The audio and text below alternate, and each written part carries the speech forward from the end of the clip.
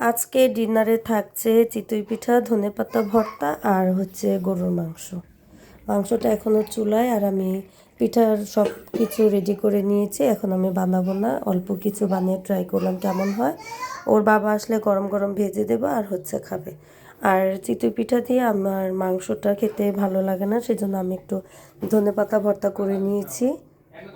ওরা সবাই মাংস দিয়ে খাবে আর আমি ধনেপাতা ভর্তা দিয়ে খাবো। তো কার কার ভালো লাগে মাংস আর চিতই পিঠা? কারো ভালো লাগলে চলে আসেন, একসাথে বসে ডিনার করি সবাই।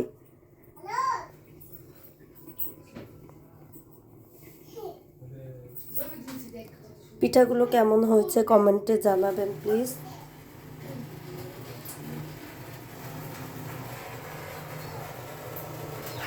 জানি না আপনাদের কাছে কেমন লাগছে, কিন্তু আমার কাছে খুব ভালোই লাগছে, মাশাল্লাহ।